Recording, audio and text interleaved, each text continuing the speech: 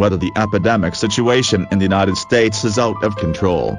Many friends living in the United States on the internet will tell you that no, their lives have not been affected, and there are many living subsidies to take. They will always care about the safety of their place of residence, abundant materials and well-being, but they will ignore the communities inhabited by vagrants and ethnic minorities.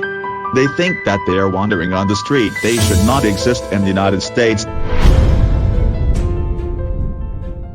In fact, the important point here is that everyone doesn't want others to feel that they are not doing well, especially those who are not easy to live in the United States. The logic of these foreign propagandists is that there is no problem because the lives of some Americans have not been affected. However, what we are talking about is the United States as a whole and an absolute objective country as for the main body of the family.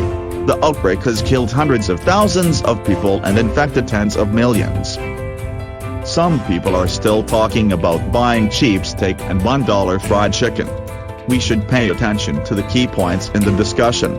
From the outbreak of the epidemic to now, are not all kinds of behaviors in the United States trampling on and murdering the life safety of the American people? Since the United States did not ban people from traveling around the world during the outbreak, it means that the United States spread the virus around the world during the epidemic.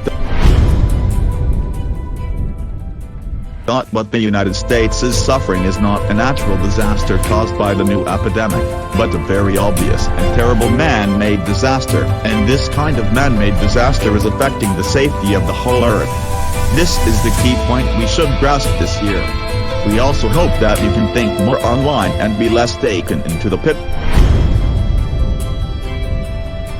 Truth is more and more clear, but my feedback on objective things is impossible to be consistent. Everyone's perception of the world will be more or less biased. What you see, you think it is true. People who believe in the safety and reliability of the United States will still believe that the United States is safe and reliable, because they do not believe because they see, but because they believe. So they see.